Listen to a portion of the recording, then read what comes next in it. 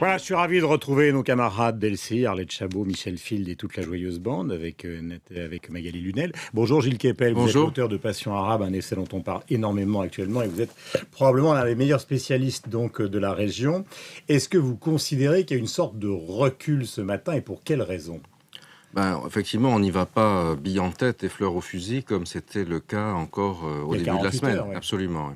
Quoique, moi, j'ai assisté à la conférence du président à l'Élysée, j'ai quand même été très attentif au fait. Oui, j'étais très attentif au fait qu'il a annoncé que l'action, si action il y aurait, n'aurait lieu qu'une fois que le rapport des inspecteurs serait remis. Donc tout le monde a commenté à ce moment-là, on y va, ça y est. Les radios. Il a employé le mot de punition. Oui. Donc on croyait que l'accord avait été déjà passé avec les Américains, avec les Anglais, et qu'au fond, ils prenaient des précautions oratoires. Or, visiblement, maintenant, après le refus anglais de ce matin, enfin de la nuit dernière, on est dans une situation totalement nouvelle. Oui, complètement nouvelle, parce que les alliés sont décontenancés. Ils ne sont pas dans le même tempo. En Angleterre, il y a une très forte réaction contre toute action en Syrie, à cause des conséquences de l'Irak, si vous voulez, le sentiment que les Anglais, les députés et autres, et la population, se sont fait, si vous me pardonnez l'expression, avoir par les services secrets britanniques à l'époque de Tony Blair, et qui sont allés en Irak sur des indications qui étaient délibérément mensongères. Donc il y a cette Déjà, défense. à l'époque, l'opinion publique britannique était contre, et Tony Blair y a été par solidarité traditionnelle avec l'Amérique. Donc ça n'aide pas. Ouais. Aux États-Unis, les sondages sont massivement opposés à l'intervention, et Obama a construit toute sa popularité, une partie de sa réélection, sur le thème « Bringing the boys back home », on ramène les soldats à la maison. Et là, maintenant, il est dans une logique où il est à contre-emploi, d'une certaine façon. Et c'est assez compliqué à gérer pour lui. Quant à nous, on a une sorte de capital positif, en revanche, puisque la dernière intervention militaire française, contrairement à celle des Américains et des Britanniques en Irak, qui a abouti à un fiasco, puisque Saddam Hussein a été éliminé, mais l'Irak est dirigé aujourd'hui par M. Maliki, qui est le meilleur allié de l'Iran, ennemi mortel des États-Unis. Nous, en France, on a eu le Mali, qui était un grand succès militaire et, à ce jour en tout cas, un grand succès politique. Il y a eu une élection, etc. Mais là, c'était une décision qui a été prise sans avoir besoin d'être annoncée. Le président n'a pas fait un effet d'annonce X jours à l'avance. La décision a été prise dans le secret du Conseil de défense, mise en œuvre. Ensuite, elle s'est déroulée.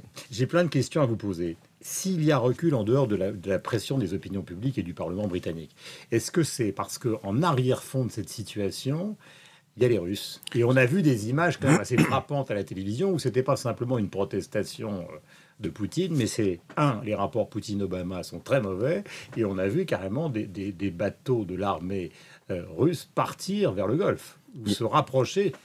Ajoutez à cela le sommet du G20 qui se tient à Saint-Pétersbourg dans une semaine. Donc on voit mal les principaux dirigeants de la planète aller à ce sommet, échanger des toasts alors que leurs soldats, par personne interposée, se battent, si vous voulez. Il y a cette dimension qui est absolument fondamentale. Et c'est ça le grand changement par rapport à l'affaire du Kosovo en 99, à l'invasion de l'Irak en 2003, voire à l'attaque sur la Libye quand Medvedev était au pouvoir, qui était une personnalité plus faible. Ce qu'on a aujourd'hui, c'est un Poutine qui est en pleine réaffirmation de la puissance russe. Moi, je m'en suis rendu compte au mois de juin, j'étais à un forum à Saint-Pétersbourg, pas le même, et les Russes distribuaient aux participants des cartes de l'ancienne URSS. Non pas qu'ils regrettaient le système soviétique, mais ça marquait bien les limites de l'influence russe à sa grande période, qui était aujourd'hui le désir. Pardonnez-moi, mais on voit bien ce rapport de force qui est très compliqué, mais d'une certaine manière, je ne vois pas, enfin, vous allez me dire que j'ai peut-être tort, je ne vois pas comment Obama, après ce qu'il a dit, peut ne pas choisir d'y aller seul. Et faire quoi? Alors, avec quel risque d'embrasement? C'est la grande question. Donc, s'il fait rien, c'est pire que tout, enfin pour lui, politiquement. Oui, tout à fait. Alors, quand on sait, pour terminer sur les Russes, et ceci va expliquer cela, que la Russie, aujourd'hui, c'est la plus grande gazomonarchie, pétromonarchie, donc le plus producteur et exploiteur de gaz du monde. Que Poutine a 600 milliards de dollars en cash, dont il peut faire ce qu'il veut. Et aujourd'hui, dans un monde où l'Occident n'a plus de liquidité, où nous vendons nos ambassades, etc., c'est évidemment un enjeu absolument fondamental. Et la Russie est Il y a qui peut apporter son soutien financier à des régimes comme par exemple l'Égypte qui est totalement chaotique. Pourquoi pas Bachar al-Assad? Ah bah ça, Bachar al-Assad, il le fait abondamment. Et l'Égypte, effectivement, ce qui est tout à fait extraordinaire aujourd'hui, les États-Unis qui ont tellement investi sur l'Égypte n'y ont plus aucun ami. Le régime actuel, donc dont l'homme fort est le général Sisi, on dit que le général Sisi ne veut plus prendre Obama au téléphone. Les Américains versent 1,3 milliard de dollars chaque année à l'Égypte d'aide militaire, mais l'Arabie saoudite et les autres, par haine des frères musulmans, vous allez voir l'enjeu très important, c'est le clivage à l'intérieur du monde sunnite qui se produit aujourd'hui, ont mis 12 milliards de dollars, c'est-à-dire près de 10 fois plus, sur le général Sisi. J'ai encore plein de questions à vous poser, c'est important. Est-ce qu'il y a un vrai risque pour vous, justement, qui parcourez dans Passion arabe cette région, d'embrasement? C'est-à-dire, imaginons, il frappe, est-ce que tout ça peut dégénérer vers le Liban, vers Israël ou pas du tout? Et deuxième question, si la frappe est simplement chirurgicale, précise et d'une certaine manière un peu inoffensive, car elle ne serait que symbolique, est-ce que Bachar el-Assad ne va pas en ressortir comme le triomphateur de l'impérialisme américain? d'Amérique Bien sûr. Alors, il y a deux questions, donc l'embrasement et le renforcement de Bachar el-Assad. Sur l'embrasement, pour le Liban, c'est déjà fait, puisque la semaine dernière, il y a eu la plus grosse mosquée sunnite salafiste, donc ceux qui soutiennent dans la révolution syrienne les groupes salafistes les plus radicaux. À Tripoli, c'est une mosquée que j'ai visitée, je la raconte en détail dans Passion arabe, j'étais à la prière du vendredi, j'ai longuement interviewé l'imam qui a passé 20 ans en Allemagne et qui a été expulsé pour prônes incendiaires, donc qui a fait un sermon appelant à la mort d'Assad, la mort des Iraniens, etc. Donc un bout de feu particulièrement excité. Et donc cette mosquée a sautée à l'heure de la prière du vendredi, c'est un énorme tabou en islam, mosquée sunnite, et tous les regards se tournent évidemment vers les réseaux pro-Bachar, que ce soit le Hezbollah ou d'autres. Donc le Liban est déjà, si vous voulez, entraîné là-dedans, mais à la limite, et c'est triste à dire, le Liban est malheureusement habitué à servir de chambre de compensation. Israël. Voilà, Israël, pas encore. Et Israël, évidemment, là, c'est un autre morceau. On a vu les images, on a vu les tanks, on a vu les missiles antimissiles, tout ça s'est approché des frontières.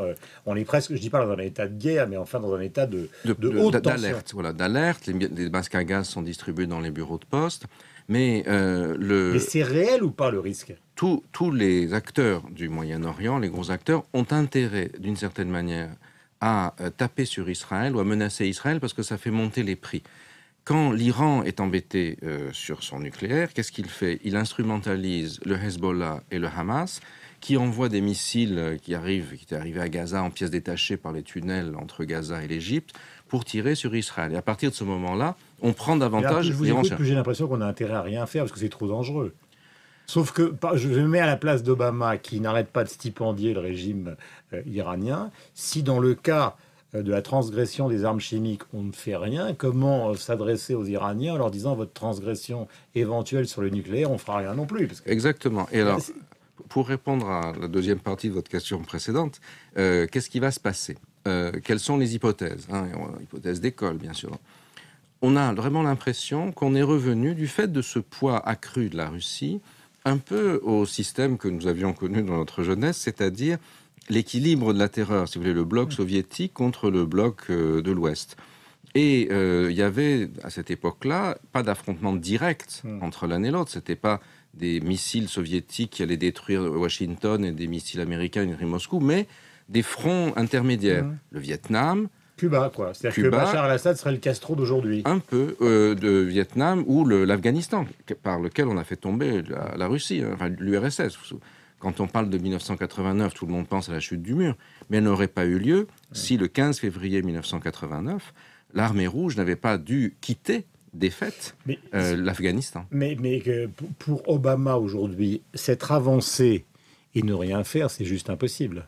C'est très difficile, mais la perspective... Est-ce qu'il peut justement renoncer à frapper? Alors, il y a une hypothèse, si vous voulez... Vous avez eu le courage de venir ce matin, pardonnez-moi de vous interrompre, parce que c'est assez intéressant sur le plan politique. Évidemment, on a essayé d'interroger et de faire venir avec vous beaucoup de responsables. Plus personne ne veut parler, parce qu'il y a quand même ce matin une situation assez particulière. Oui, mais bon, c'est là que finalement l'université sert à quelque chose, parce qu'elle essaye de mettre l'image au large, si vous voulez. Si on a une frappe micro-frappe sur quelques cibles, dont on peut penser qu'elle a été, entre guillemets, téléphonée entre Obama et Poutine. Et qu'elle effectue des dommages limités sur la Syrie. Que Bachar el-Assad, comme vous le disiez tout à l'heure, en ressort la tête haute, il en tire une très grande aura politique. Et bien sûr, ça, c'est quelque chose qui va... Et il arrête les armes chimiques, symboliquement. Alors, qu'est-ce qui s'est passé? Pourquoi est-ce qu'il y a eu cette attaque aux armes chimiques? Je crois qu'il faut, là encore, remettre les choses dans leur consécution. Ça s'est produit juste après ce qui s'est passé en Égypte. Le général Sissi donc a pris la décision de faire réduire dans le sang les sit-ins des frères musulmans sur les places du Caire. Il y a eu voilà. Mais c'est surtout, il y a eu à peu près 1 millier de morts en Égypte, plus ou moins, malheureusement, on parle à la louche comme ça. Et juste après, vous avez eu cette attaque chimique. Alors, on attend de savoir si c'est vraiment le régime qui l'a faite. Mais enfin, toutes les présomptions vont en ce sens, même si on n'a pas encore de certitude juridique, si vous voulez. Et vous avez à peu près le même nombre de morts, un peu plus probablement. Pourquoi fait-il ça à ce moment-là? Parce qu'il voit bien que le front sunnite est divisé, qu'il y a Sissi et ceux qui le soutiennent contre les frères musulmans, et Bachar et Poutine disent « Bravo Sissi, nous, on a toujours fait ça. On a toujours dénoncé les islamistes. Derrière ces révolutions, il y a le spectre des barbus. » Et disant cela, il a une écoute qui est moins antipathique venant d'Occident et venant d'ailleurs.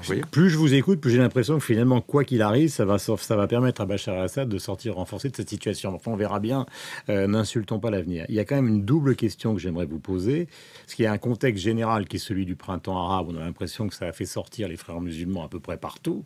Donc, à la fois évolution démocratique par rapport aux dictateurs, mes frères musulmans partout. Et ça, c'est évidemment le premier raisonnement.